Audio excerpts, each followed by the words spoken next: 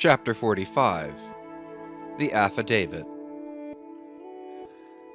So far as what there may be of a narrative in this book, and indeed is indirectly touching one or two very interesting and curious particulars in the habits of sperm whales, the foregoing chapter, in its earlier part, is as important a one as will be found in this volume. But the leading matter of it requires to be still further and more familiarly enlarged upon, in order to be adequately understood, and moreover to take away any incredulity which a profound ignorance of the entire subject may induce in some minds, as to the natural verity of the main points of this affair. I care not to perform this part of my task methodically, but shall be content to produce the desired impression by separate citations of items practically or reliably known to me as a whaleman. And from these citations, I take it, the conclusion aimed at will naturally follow of itself.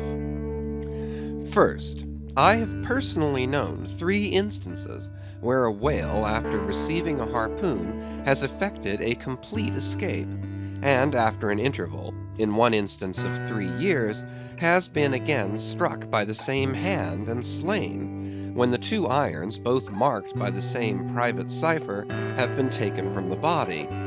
In the instance where 3 years intervened between the flinging of the 2 harpoons, and I think it may have been something more than that, the man who darted them, happening in the interval to go in a trading ship on a voyage to Africa, went ashore there, joined a discovery party, and penetrated far into the interior, where he traveled for a period of nearly 2 years, often endangered by serpents, savages, tigers, poisonous miasmas, with all the other common perils incident to wandering in the heart of unknown regions.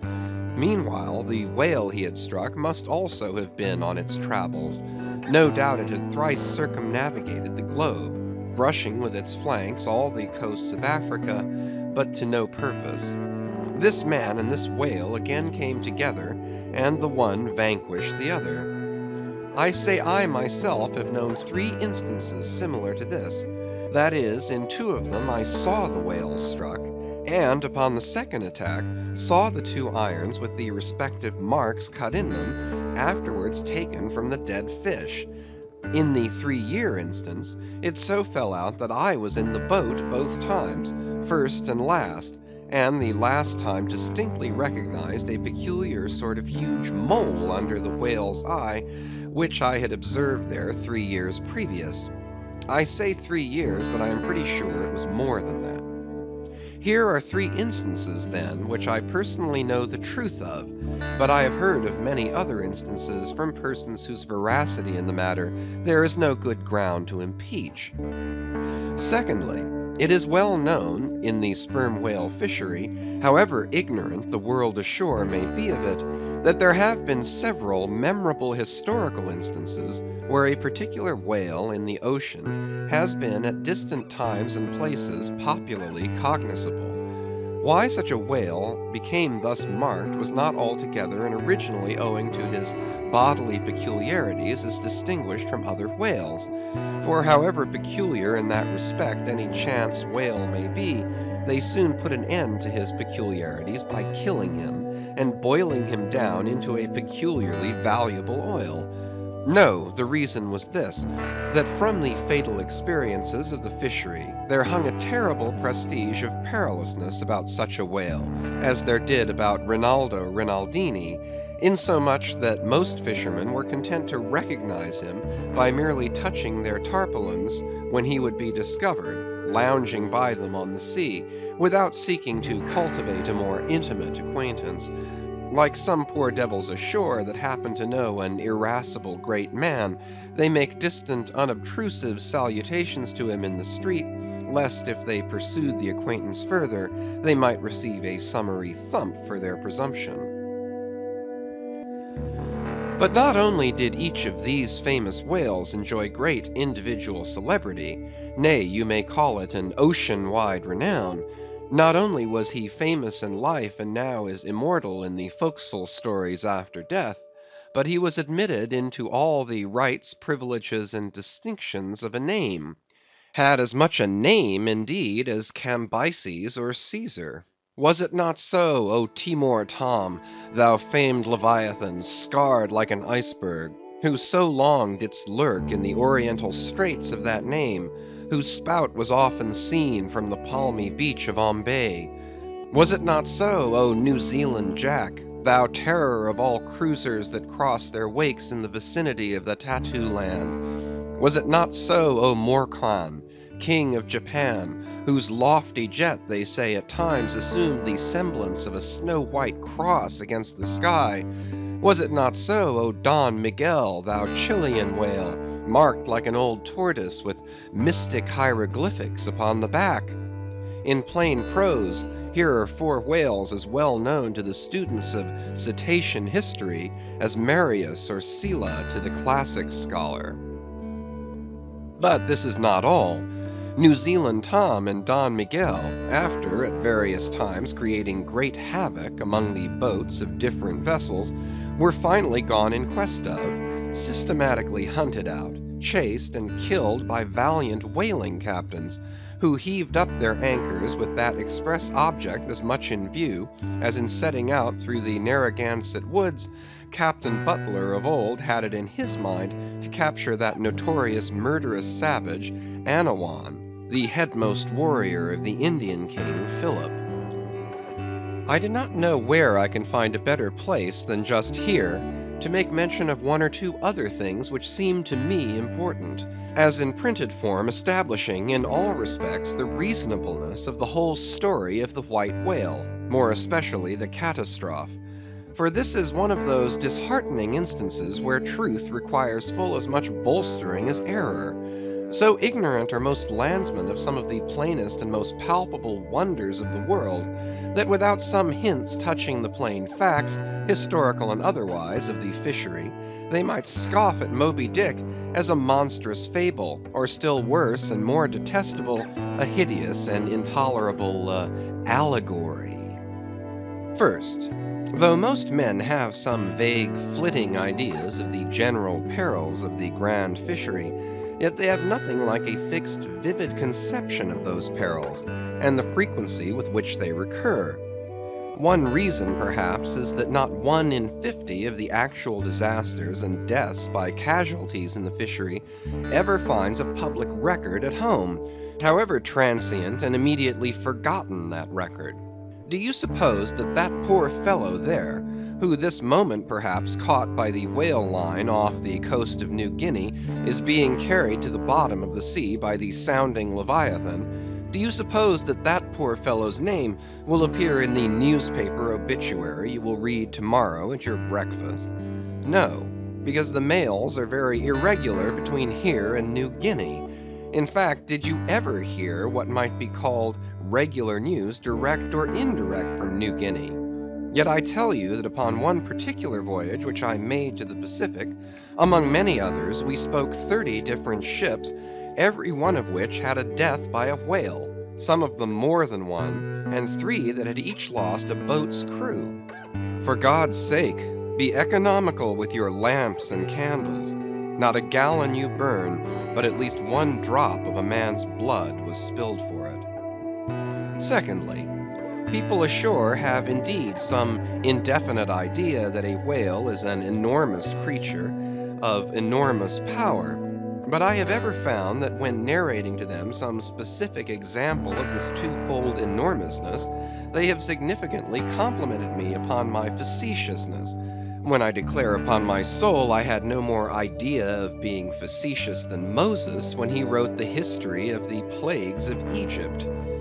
But fortunately, the special point I here seek can be established upon testimony entirely independent of my own. The point is this: the sperm whale is in some cases sufficiently powerful, knowing, and judiciously malicious, as with direct aforethought, to stave in, utterly destroy, and sink a large ship.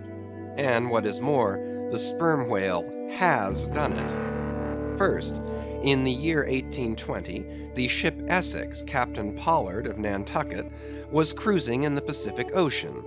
One day she saw spouts, lowered her boats, and gave chase to a shoal of sperm whales. Ere long several of the whales were wounded, when suddenly a very large whale, escaping from the boats, issued from the shoal, and bore directly down upon the ship. Dashing his forehead against her hull, he so stove her in, that in less than "10 minutes" she settled down and fell over. Not a surviving plank of her has been seen since. After the severest exposure, part of the crew reached the land in their boats. Being returned home at last, Captain Pollard once more sailed for the Pacific in command of another ship, but the gods shipwrecked him again upon unknown rocks and breakers. For the second time his ship was utterly lost, and forthwith forswearing the sea, he has never tempted it since. At this day Captain Pollard is a resident of Nantucket. I have seen Owen Chase, who was chief mate of the Essex at the time of the tragedy. I have read his plain and faithful narrative. I have conversed with his son, and all this within a few miles of the scene of the catastrophe. Footnote. The following are extracts from Chase's narrative. Quote, "Every fact seemed to warrant me in concluding that it was anything but chance which directed his operations. He made too several attacks upon the ship, at a short interval between them, both of which, according to their direction, were calculated to do us the most injury by being made ahead, and thereby combining the speed of the two objects for the shock, to effect which the exact maneuvers which he made were necessary. His aspect was most horrible, and such as indicated resentment and fury. He came directly from the shoal which we had just before entered, and in which we had struck 3 of his companions, as if fired with revenge for their sufferings." End quote. Again, quote, "At all events, the whole circumstances taken together, all happening before my own eyes, and producing at the time impressions in my mind of decided calculating mischief on the part of the whale, many of which impressions I cannot now recall, induce me to be satisfied that I am correct in my opinion." End quote. Here are his reflections some time after quitting the ship, during a black night in an open boat, when almost despairing of reaching any hospitable shore. Quote, "The dark ocean and swelling waters were nothing. The fears of being swallowed up by some dreadful tempest, or dashed upon hidden rocks, with all the other ordinary subjects of fearful contemplation, seemed scarcely entitled to a moment's thought. The dismal-looking wreck, and the horrid aspect and revenge of the whale, wholly engrossed my reflections, until day again made its appearance." End quote. In another place, page 45, he speaks of, quote, "the mysterious and mortal attack of the animal." End quote. End of footnote. Secondly, the ship Union, also of Nantucket, was in the year 1807 totally lost off the Azores by a similar onset, but the authentic particulars of this catastrophe I have never chanced to encounter, though from the whale hunters I have now and then heard casual allusions to it. Thirdly, some 18 or 20 years ago, Commodore J, then commanding an American sloop of war of the first class, happened to be dining with a party of whaling captains on board a Nantucket ship in the harbor of Oahu, Sandwich Islands. Conversation turning upon whales, the Commodore was pleased to be skeptical touching the amazing strength ascribed to them by the professional gentlemen present. He peremptorily denied, for example, that any whale could so smite his stout sloop of war as to cause her to leak so much as a thimbleful. Very good, but there is more coming.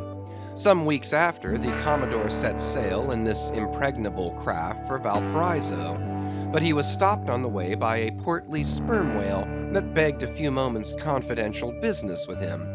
That business consisted in fetching the Commodore's craft such a thwack that with all his pumps going he made straight for the nearest port to heave down and repair. I am not superstitious, but I consider the Commodore's interview with that whale as providential. Was not Saul of Tarsus converted from unbelief by a similar fright? I tell you, the sperm whale will stand no nonsense. I will now refer you to Langsdorff's voyages for a little circumstance in point, peculiarly interesting to the writer hereof. Langsdorff, you must know, by the way, was attached to the Russian Admiral Krusenstern's famous discovery expedition in the beginning of the present century. Captain Langsdorff thus begins his 17th chapter. Quote, "By the 13th of May our ship was ready to sail, and the next day we were out in the open sea on our way to Okhotsk. The weather was very clear and fine, but so intolerably cold that we were obliged to keep on our fur clothing. For some days we had very little wind. It was not till the 19th that a brisk gale from the northwest sprang up. An uncommon large whale, the body of which was larger than the ship itself, lay almost at the surface of the water, but was not perceived by anyone on board till the moment when the ship, which was in full sail, was almost upon him, so that it was impossible to prevent its striking against him. We were thus placed in the most imminent danger, as this gigantic creature, setting up its back, raised the ship 3 feet at least out of the water. The mast reeled, and the sails fell altogether, while we who were below all sprang instantly upon the deck, concluding that we had struck upon some rock. Instead of this, we saw the monster sailing off with the utmost gravity and solemnity. Captain De Wolf applied immediately to the pumps to examine whether or not the vessel had received any damage from the shock, but we found that, very happily, it had escaped entirely uninjured." End quote. Now the Captain De Wolf here alluded to as commanding the ship in question is a New Englander, who, after a long life of unusual adventures as a sea captain, this day resides in the village of Dorchester near Boston. I have the honor of being a nephew of his. I have particularly questioned him concerning this passage in Langsdorff. He substantiates every word. The ship, however, was by no means a large one, a Russian craft built on the Siberian coast, and purchased by my uncle after bartering away the vessel in which he sailed from home. In that up and down manly book of old-fashioned adventure, so full too of honest wonders, The Voyage of Lionel Wafer, one of Ancient Dampier's old chums, I found a little matter set down so like that just quoted from Langsdorff, that I cannot forbear inserting it here for a corroborative example, if such be needed. Lionel, it seems, was on his way to John Ferdinando, as he calls the modern Juan Fernandez. Quote, "In our way thither," he says, "about 4 o'clock in the morning, when we were about 150 leagues from the main of America, our ship felt a terrible shock, which put our men in such consternation that they could hardly tell where they were or what to think, but every one began to prepare for death. And indeed the shock was so sudden and violent that we took it for granted the ship had struck against a rock. But when the amazement was a little over, we cast the lead and sounded, but found no ground. The suddenness of the shock made the guns leap in their carriages, and several of the men were shaken out of their hammocks. Captain Davis, who lay with his head on a gun, was thrown out of his cabin." End quote. Lionel then goes on to impute the shock to an earthquake, and seems to substantiate the imputation by stating that a great earthquake somewhere about that time did actually do great mischief along the Spanish land. But I should not much wonder if, in the darkness of that early hour of the morning, the shock was after all caused by an unseen whale vertically bumping the hull from beneath. I might proceed with several more examples, one way or another known to me, of the great power and malice at times of the sperm whale. In more than one instance he has been known not only to chase the assailing boats back to their ships, but to pursue the ship itself, and long withstand all the lances hurled at him from its decks. The English ship Pusey Hall can tell a story on that head. And as for his strength, let me say that there have been examples where the lines attached to a running sperm whale have, in a calm, been transferred to the ship and secured there, the whale towing her great hull through the water, as a horse walks off with a cart. Again, it is very often observed that if the sperm whale, once struck, is allowed time to rally, then he acts not so often with blind rage as with willful, deliberate designs of destruction to his pursuers. Nor is it without conveying some eloquent indication of his character, that upon being attacked he will frequently open his mouth and retain it in that dread expansion for several consecutive minutes. But I must be content with only one more and a concluding illustration, a remarkable and most significant one, by which you will not fail to see that not only is the most marvelous event in this book corroborated by plain facts of the present day, but that these marvels, like all marvels, are mere repetitions of the ages, so that for the millionth time we say Amen with Solomon, verily there is nothing new under the sun. In the 6th Christian century lived Procopius, a Christian magistrate of Constantinople in the days when Justinian was emperor and Belisarius general. As many know, he wrote the history of his own times, a work every way of uncommon value. By the best authorities, he has always been considered a most trustworthy and unexaggerating historian, except in some one or two particulars not at all affecting the matter presently to be mentioned. Now in this history of his, Procopius mentions that during the term of his prefecture at Constantinople, a great sea monster was captured in the neighboring Propontis, or Sea of Marmara, after having destroyed vessels at intervals in those waters for a period of more than 50 years. A fact thus set down in substantial history cannot easily be gainsaid, nor is there any reason that it should be. Of what precise species this sea monster was is not mentioned, but as he destroyed ships, as well as for other reasons, he must have been a whale, and I am strongly inclined to think a sperm whale, and I will tell you why. For a long time, I fancied that the sperm whale had been always unknown in the Mediterranean and the deep waters connecting with it. Even now, I am certain that those seas are not, and perhaps never can be, in the present constitution of things, a place for his habitual gregarious resort. But further investigations have recently proved to me that in modern times there have been isolated instances of the presence of the sperm whale in the Mediterranean. I am told on good authority that on the Barbary coast, a Commodore Davis of the British Navy found the skeleton of a sperm whale. Now, as a vessel of war readily passes through the Dardanelles, hence a sperm whale could, by the same route, pass out of the Mediterranean into the Propontis. In the Propontis, as far as I can learn, none of that peculiar substance called brit is to be found, the element of the right whale. But I have every reason to believe that the food of the sperm whale, squid or cuttlefish, lurks at the bottom of that sea, because large creatures, but by no means the largest of that sort, have been found at its surface. If then you properly put these statements together, and reason upon them a bit, you will clearly perceive that according to all human reasoning, Procopius's sea monster that for half a century stove the ships of a Roman emperor must in all probability have been a sperm whale.